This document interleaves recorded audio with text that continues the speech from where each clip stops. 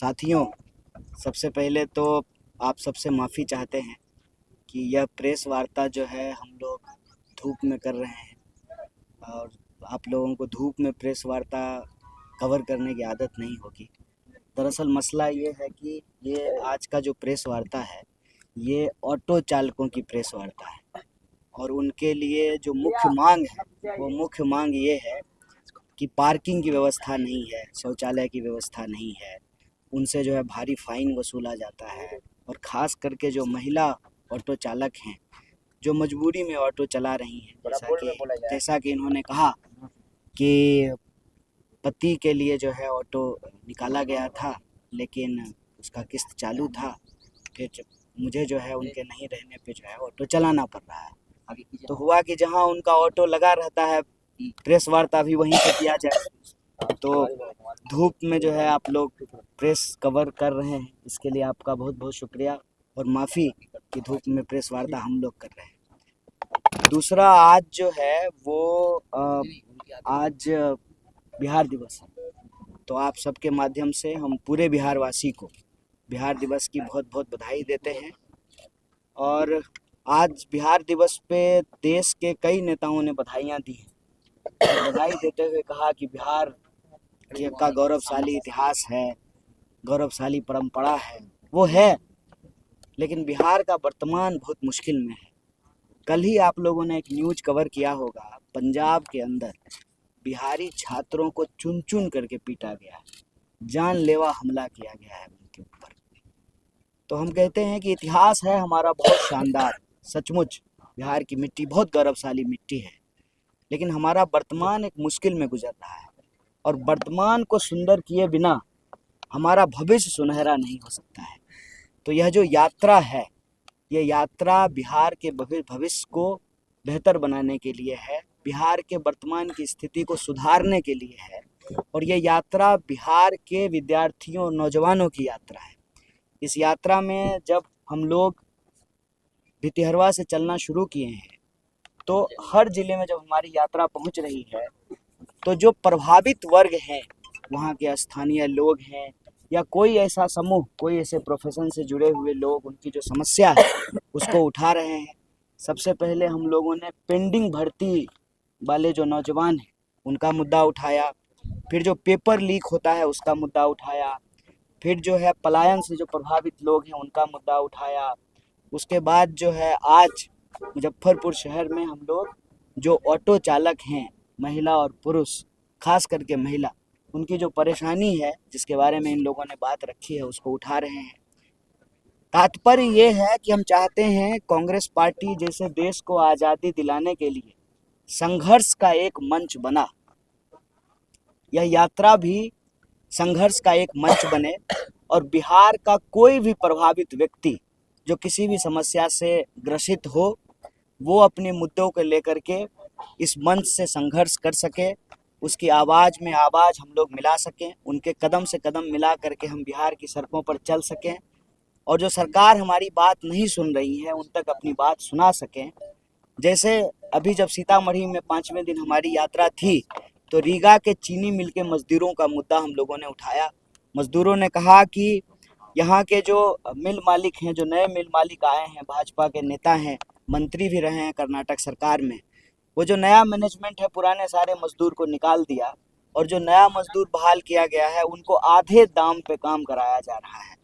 उसी तरह से आज जब हम ऑटो चालकों की मुजफ्फरपुर में बात कर रहे हैं तो इन्होंने 4 प्रमुख मुद्दा उठाया है। एक, जो जिन महिलाओं के ऊपर अब यह दबाव है कि वो ऑटो चलाएं और परिवार का भरण पोषण करें क्योंकि ऑटो किस्त पे लिया गया है, उनको सरकार की तरफ से जो है कोई सहयोग, समर्थन और उनको किस्त की माफ़ी मिलनी चाहिए। दूसरा, जो ऑटो चालक हैं उनके साथ पार्किंग की दिक्कत है और पार्किंग की दिक्कत होने की वजह से आम शहरी को भी दिक्कत होता है, ट्रैफिक की बहुत समस्या होती है। अभी जब हम आ रहे थे स्टेशन के सामने से तो भयंकर ट्रैफिक जाम था। अगर प्रॉपर पार्किंग की व्यवस्था हो तो आम शहरी को भी चलने फिरने में दिक्कत नहीं होगी, आने जाने में सुविधा होगी। मान लीजिए कोई इमरजेंसी हो गया है लेकिन सड़क पे जगह नहीं है, जाम लगा हुआ है, किसी मरीज को जल्दी अस्पताल पहुंचना है, किसी विद्यार्थी को एग्ज़ाम देने के लिए जाना है तो आने जाने में तकलीफ़ होती है, तो पार्किंग की व्यवस्था होगी तो बेहतर होगा। तीसरा, खास करके जो हमारी महिला चालक हैं उनके लिए तो शौचालय एक बहुत बुनियादी ज़रूरत है।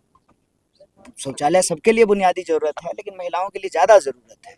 उसकी मांग उन्होंने की है। और चौथी एक बहुत महत्वपूर्ण बात जो है एक साथी ने उठाया कि रेवेन्यू कलेक्शन के नाम पे दरअसल हर स्टॉप पे, हर स्टेशन पे, हर स्टैंड पे जो है एक तरीके से रंगदारी वसूला जाता है। तो सरकार का जो दावा है कि शासन प्रशासन सब ठीक है, बिहार बेहतर हो गया है, तो मेरा प्रश्न यही है कि जब सब कुछ ठीक है तो ये हर जिले में नई नई समस्या कैसे निकल करके आ रही है। अभी जब हम लोग चंपारण में चल रहे थे, पूर्वी चंपारण में भारतमाला प्रोजेक्ट बन रहा है, लंबी चौड़ी सड़कें बन रही हैं, लेकिन असल बात यह है कि किसानों को जो है उनके ज़मीन का मुआवजा नहीं दिया गया। मात्र 4 लाख रुपए कट्ठा दिया गया है। मार्केट रेट जो है 20 लाख रुपए कट्ठा है। ज़बरदस्ती जो है उनका भूमि अधिग्रहण कर लिया गया है। तो जैसे जैसे ये यात्रा आगे बढ़ रही है, आज यात्रा का 7वां दिन है, कल हम लोग समस्तीपुर में पैदल चलेंगे। हर जिले में जा कर के बिल्कुल एक अलहदा यूनिक प्रॉब्लम जो है वो सामने आ रहा है। तो इस यात्रा का उद्देश्य यही है कि आप सबके माध्यम से यह यात्रा संघर्ष का एक मंच बने और आपके माध्यम से बिहार के लोगों को पता चले कि हमारे प्रदेश की क्या समस्याएं हैं। आपके माध्यम से हम सरकार तक अपनी बात पहुंचा सकें। यात्रा का यही उद्देश्य है कि बिहार को बेहतर बनाने के लिए पलायन रोकना ज़रूरी है। पलायन तभी रुकेगा जब यहाँ पर बेसिक इंफ्रास्ट्रक्चर होगा, जब 6 स्कूल होंगे, अस्पताल होंगे, लोगों को रोज़गार होगा। जैसा कि हमारी साथी ने कहा कि हम ऑटो इसलिए चला रहे हैं कि हमारे पास रोज़गार नहीं है। अगर हमारे पास कोई और रोज़गार होता तो हमको ऑटो नहीं चलाना पड़ता। तो जो पढ़े लिखे लोग हैं बड़ी मुश्किल से तैयारी करते हैं। आपको मालूम है कि मुजफ्फरपुर जो है वो शिक्षा का भी केंद्र रहा है, बिहार की सांस्कृतिक राजधानी है, इतना गौरवशाली इतिहास रहा है। आज़ादी से पहले के कॉलेज यहाँ पे मौजूद हैं, लेकिन आज विद्यार्थियों की हालत क्या है। विद्यार्थी तैयारी करते रहते हैं, वक्त पे एग्ज़ाम नहीं होता है। एग्ज़ाम का जब डेट आता है तो प्रश्न पत्र लीक हो जाता है और आप लोगों को सुन करके जो है आपका आँख भर आएगा। इस देश में हालत ये है कि 1 घंटे में 2 नौजवान आत्महत्या कर रहा है। ये जो देश की परिस्थिति है, उस परिस्थिति पे बात होना बहुत ज़रूरी है।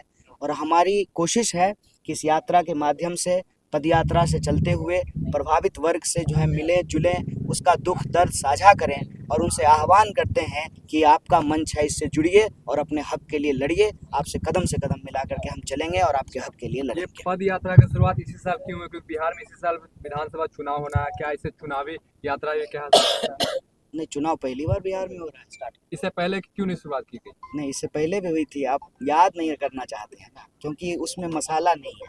इससे पहले मसाला आपको जो है, मसाला संघर्ष में नहीं होता है।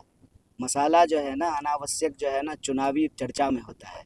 यार अभी यात्रा हुई है, अभी सीपीआई एमएल ने जो है यात्रा की है, आपको नाम भी नहीं याद होगा। आज ही जब एमएलसी हमारे साथ चल रही थी सीपीआई एमएल की, तो उन्होंने बताया कि हम जो है बिहार में जो है यात्रा की है। अभी जो है उनकी रैली हुई है पटना में। उससे पहले जो है चुनाव से पहले जो है तिरंगा यात्रा की है। सेवा दल ने जो है कांग्रेस पार्टी का पटना से जो है गया तक की यात्रा की है। उससे पहले मैं ही बिहार में यात्रा कर चुका हूँ, जनगण मन यात्रा किया हूँ। ये देश यात्राओं का देश है। इस देश में यात्राएं होती रहती है, ये इस देश की खासियत है। इस देश की परंपरा और इतिहास को आप देखेंगे, सिद्धार्थ भी तो यात्रा कर कर जो है चलते चलते लुम्बिनी से होते हुए गया पहुँचे थे। और हर साल जो है लोग बैकुंठ धाम जाते हैं, जो है बैजनाथ धाम जाते हैं, बाबा धाम जाते हैं। तरह तरह की यात्राएं देश में होती है। आप अगर चाहते हैं कि इस यात्रा के चुनाव से कोई संबंध ढूंढा जाए, तो हम आपको कह देते हैं कि इस यात्रा का चुनाव से सिर्फ इतना संबंध है कि अगली बार जब हम चुनाव प्रचार के लिए आएंगे, क्योंकि हम कांग्रेस पार्टी के सदस्य हैं, कोई एनजीओ तो है नहीं, तो हमारी पार्टी तो चुनाव लड़ेगी। तो जब चुनाव प्रचार के लिए आएंगे ना, तब जो है आप ये सवाल पूछिएगा कि आप चुनाव लड़ रहे हैं, आपके घोषणा पत्र में पलायन का मुद्दा है कि नहीं है, रोजगार का मुद्दा है कि नहीं है। हम चाहते हैं कि जब चुनावी चर्चा हो ना, जब आप सवाल पूछें नेताओं से, तो ये सवाल पूछें कि बिहार में पलायन क्यों हो रहा है, बिहार में नई फैक्ट्रियां क्यों नहीं खुल रही है। कैग का रिपोर्ट आया है कि बिहार की स्वास्थ्य व्यवस्था बदतर है। मुझे याद है इसी मुजफ्फरपुर के जो है अस्पताल में हम आए थे जब चमकी बुखार की घटना हुई थी, इसी मुजफ्फरपुर में। तो आज ये हालत क्या है कि आज भी हमारे नौनिहाल जो है उनको जान गंवानी पड़ती है। कुपोषण की समस्या जो है बहुत ही चुनौतीपूर्ण है बिहार में। अभी बाढ़ आएगी, उसके बाद जो है लोगों को मच्छर से काटने वाली बीमारियां होनी शुरू होगी। हर मौसम में नई बीमारी है, अस्पताल में जो है इलाज नहीं है, और कहीं भी चले जाइए कोई डिपार्टमेंट बिना कमीशन का एक काम नहीं हो रहा है। ये सवाल है। हम चाहते हैं कि आपका भी इंटरेस्ट यदि चुनाव से है, तो जब चुनाव आए ना, तो आप इस मुद्दे को रेज करें, उठाएं, और हर पॉलिटिकल पार्टी इस बात के लिए मजबूर हो कि अपने घोषणा पत्र में जो है पलायन और रोजगार के मुद्दा को प्रमुखता से शामिल करें। कृष्णा जी, कन्हैया राम और कृष्णा के भरोसे कांग्रेस कृष्ण कन्हैया और राम के भरोसे कांग्रेस क्या लॉन्च कर रही है अपने नहीं, हम आप को? समझे नहीं इस बात को। कृष्णा अलावरू, कन्हैया कुमार और राजेश राम। देखिए, हम गांधी जी के भितिहरवा आश्रम से चले हैं। गांधी जी कहते थे, रघुपति राघव राजा राम, पतित पावन सीताराम, ईश्वर अल्लाह तेरो नाम, सबको सन्मति दे भगवान। हम मंदिर भी जाते हैं, मस्जिद भी जाते हैं, मजार पर भी जाते हैं, इफ्तार पार्टी में भी जाते हैं, माता के जागरण में भी जाते हैं। कांग्रेस पार्टी की खासियत यही थी, यही खासियत है, और हम चाहते हैं कि यही खासियत बनी रहे कि कांग्रेस पार्टी देश की पार्टी बने। कैसे? देश के लोगों के मुद्दे उठा करके। देश का हर सदस्य ये मानता था कि ये मेरी पार्टी है, चाहे उसका जात कुछ भी हो, उसका धर्म कन्हैया जी, कुछ भी हो। सवाल ये नहीं था, मतलब इन तीनों के भरोसे कांग्रेस बिहार में दबदबा, और एक ही सवाल सवाल ये था। 3 व्यक्ति 4 व्यक्ति का सवाल नहीं है, सवाल विचार का है, सवाल संघर्ष का है, सवाल जो है मुद्दे का है, और सवाल रोजगार का है, पलायन का है। मैंने आपको कहा कि जैसे आज़ादी के आंदोलन के दौरान कांग्रेस पार्टी देश की पार्टी बनी। नीलहों के जो तिल की खेती कर रहे थे, अंग्रेजों का विरोध कर रहे थे, वो भी इसका हिस्सा हुए। जो गिरनी कामगार थे वो भी इसका हिस्सा हुए।